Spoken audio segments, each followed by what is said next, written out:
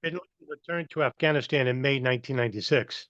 Al-Qaeda already had access to a cluster of training camps at Jihad Wall in Khost. The most famous of these camps was Al-Farouq. The camp was named after Umar al-Farouq, the second caliph of the Muslims, famous for a number of military victories, including the conquest of Persia in 651 CE. During the Taliban regime, Al-Farouq changed locations several times, but never changed its name. As we recall from Chapter 2, Al-Qaeda's camps in Khost had been maintained by Abu Atta al-Sharqi during the Afghan Civil War. Al-Qaeda's own training activity at the site had been minimal. Al-Qaeda had allowed other groups such as the Tajiks, Uzbeks, and Chechens to use their site. Al-Qaeda had provided support in the form of a few trainers and logistics. At some point, probably after bin Laden's return to Afghanistan in 1996, Al-Qaeda resumed control of activities in Al-Farouq. We know little of Al-Qaeda's training activities there in 1996 to 1998. Abu Jandal, who worked as a bodyguard for bin Laden in the late 1990s, said he had been sent to attend a concentrated course in Al-Farouq around February of 1997, shortly after joining Al-Qaeda. An individual named Abu al-Harith, who later became a training camp manager for Al-Qaeda, attended Al-Farouq at the end of 1997 before going to fight on the Taliban's front line north of Kabul. It appears that admittance to Al-Farouq was selective, and that training was offered on an ad hoc basis rather than as regular courses. Bin Laden at the time wanted to reestablish Al-Qaeda in Afghanistan and strengthen the organization with new members. Some of the first Arabs who were recruited into Al-Qaeda in 1996 was a group referred to as some called the Northern Group, already present in Afghanistan.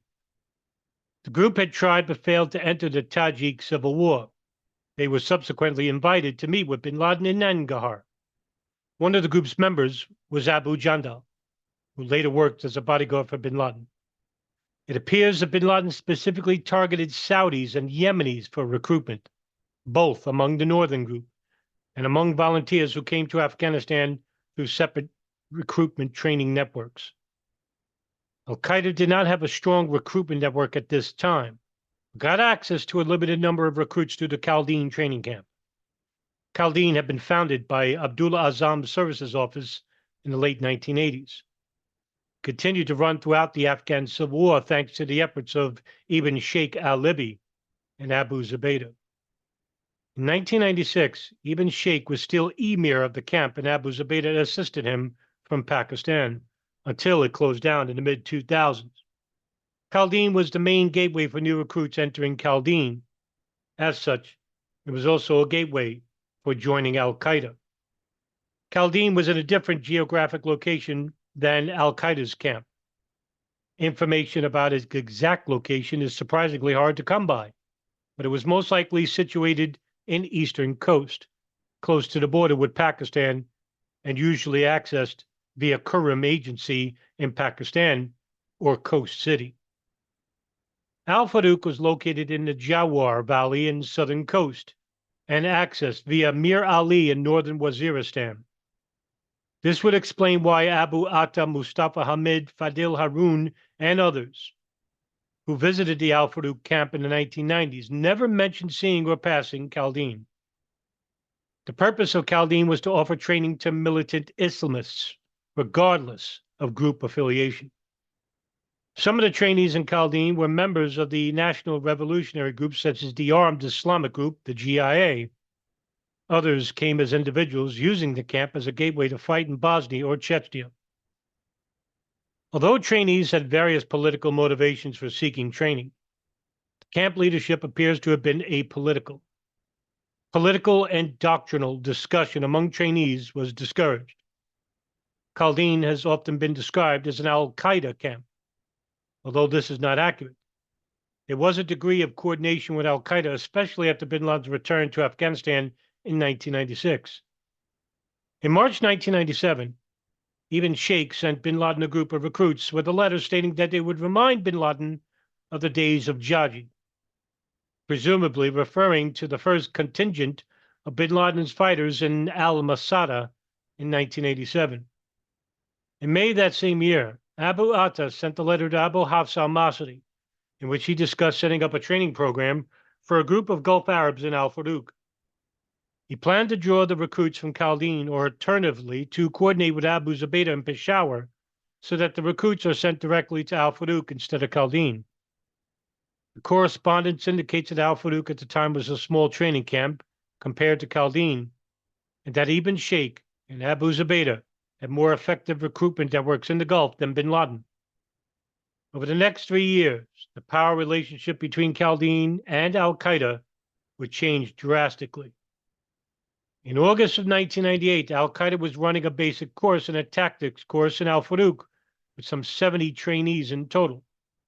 This is the first clear indication al-Qaeda had expanded the training activity in al-Farouq.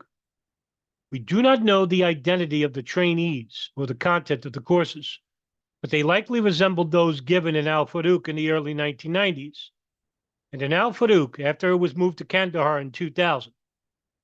In the basic course, recruits were taught physical fitness, small arms, and how to use explosives. In the tactics course, they were taught how to operate in small guerrilla units. The purpose of these courses was to prepare the recruits for frontline service. The purpose was also to identify promising candidates for joining al-Qaeda. According to Mustafa Hamid, bin Laden at the time wanted to make al-Farouq into a permanent training facility for al-Qaeda, and he even contemplated moving his family there. The U.S. missile strikes on Khost on August 20th, 1998 derailed the plan. Al-Farouq and al-Sadiq were partly destroyed in the strikes, whereas al-Qaeda's administrative headquarters at Jihad Wall was almost completely destroyed. 6 or 7 Arabs were killed, 1 in Jihad Wall, another in al-Sadiq, and 4 or 5 trainees in al-Farouq. 18 Pakistanis were killed in nearby Pakistani camps. The strikes boosted the anti-American sentiment in the region, especially among Taliban and their supporters in Pakistan, who saw the strikes as an unwanted assault on Islam and Muslims. The notion that Bill Clinton carried out the strikes to take attention away from the Monica Lewinsky affair became a long-standing joke in Islamist circles. The strikes themselves were ridiculed because they appeared to have missed their intended targets.